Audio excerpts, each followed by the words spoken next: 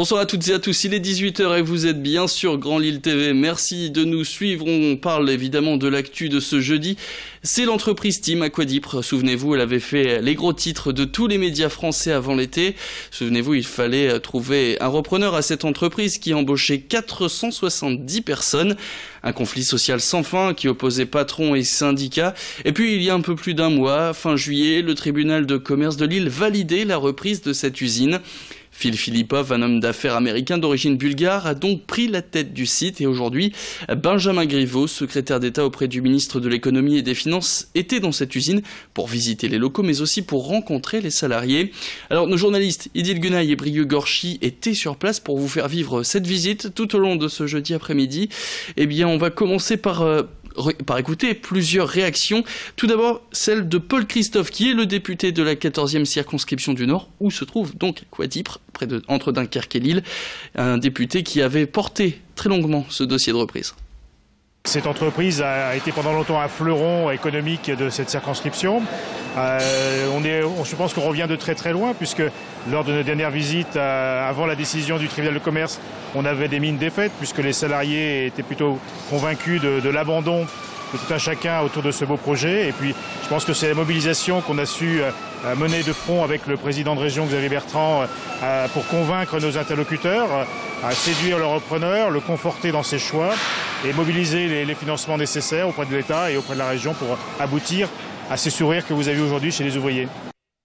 Ce repreneur, justement, parlons-en, Phil Philippov, un homme d'affaires américain d'origine bulgare, a répondu tout à l'heure aux questions d'Idil Gunaï. Je vous laisse écouter. Phil Philippov, vous venez d'accompagner Benjamin Griveaux, qui est venu vous rendre visite ici chez Team. Nous, tout à l'heure, on est allé voir des salariés qui nous disaient « ça fait du bien, on a retrouvé le sourire et on a enfin quelqu'un, en parlant de vous, qui a de la poigne ». C'est quoi avoir de la poigne? Qu'est-ce que vous faites depuis quelques semaines, Phil Philippov? C'est d'être dans l'usine, et d'être avec les gens et de regarder, de lui montrer qu'est-ce qu'il faut faire. Ils sont tous volontaires, ils sont tous avec les bon courage de le faire. Alors, vous avez bien vu que dans les 3 ou 4 dernières semaines, nous avons fait beaucoup. Et nous allons continuer de faire même mieux pour sauver Team. Très bien. Juste une question. Aujourd'hui, est-ce que vous avez un message à lancer aux fournisseurs? Fournisseurs, aidez-moi, donnez-moi les pièces, je vais vous payer. Livrez-le à l'heure et téléphonez-moi s'il faut. Et quand je vous téléphone, s'il vous plaît, livrez les pièces. Comme ça, on peut vivre. Dernière réaction récoltée par nos journalistes Idil Gunaï et Brieux Gorchi, celle de Benjamin Griveaux, le secrétaire d'État auprès du ministre de l'Économie et des Finances. Secrétaire d'État qui avait d'ailleurs porté ce dossier tout du long, il l'avait suivi avec attention du côté de Bercy. Et forcément, aujourd'hui, c'est un secrétaire d'État satisfait qu'Idil et Brieux ont rencontré. Chacun a fait preuve d'un immense sens des responsabilités. Au premier rang desquels les salariés, le repreneur, les pouvoirs publics. Quand tout le monde tire dans le même sens, eh bien, bizarrement, les projets avancent plus vite. Donc c'est aussi cet esprit-là qu'on veut insuffler, qu'on veut promouvoir. Puis voilà, on est suffisamment pessimiste dans ce pays à toujours montrer ce qui ne va pas. Il est normal qu'on montre aussi les choses quand ça va mieux et quand, grâce à la confiance, on arrive à construire un projet. Continuons l'actualité avec ce retour sur l'actualité nationale et la baisse des APL qui fait parler depuis plusieurs jours et cette relance du président cette semaine. Emmanuel Macron veut impliquer les propriétaires dans l'effort collectif. Il leur a demandé de compenser cette baisse des allocations en baissant également les loyers de 5 €. Alors sans surprise, l'annonce a engendré la colère des propriétaires, notamment celle de l'UNPI, l'Union nationale de la propriété immobilière dans la région. L'instance qui explique que les bailleurs privés ou sociaux ont déjà leur part de charges à payer et que les loyers récemment eux aussi ont baissé en moyenne de 0,6%, soit un peu plus de 5 €. Bref, l'UNPI tient aussi à préciser que tous les propriétaires ne sont pas riches ou nantis. Pour certains, la location d'un appartement est la seule et unique ressource.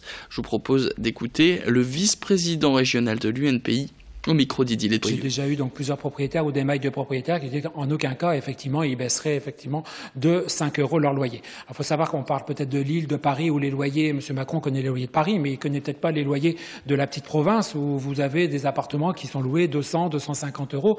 Si vous allez du côté, je vais pas donner d'image ou de nom de département. Vous savez qu'il y a des départements chez nous où les loyers sont faibles, hein, donc ces propriétaires-là, qui ont déjà du mal à boucler pour leur propre budget, vont vouloir effectivement baisser de 5 euros. 5 euros pour eux, c'est important. Vous savez que c'est que 5 euros, mais c'est quand même 60 euros sur une année. Vous savez que les baux, c'est 3 ans, c'est 180 euros, bah, c'est quand même une certaine somme. Ce jeudi, c'était aussi la journée de la sensibilisation au danger de l'alcoolisme pendant la grossesse. L'occasion de parler des risques liés à ce problème qui concerne 8000 naissances par an en France. Selon la médecine, une femme enceinte n'aurait donc pas le droit de boire ne serait-ce qu'une goutte d'alcool, ça vous êtes sûrement au courant. Mais le saviez-vous, l'alcoolisme fœtal est la première cause non génétique de handicap mental. Il est donc primordial de sensibiliser sur ce problème. C'est ce qu'ont fait plusieurs hôpitaux, à l'image par exemple de celui de Villeneuve-d'Ascq.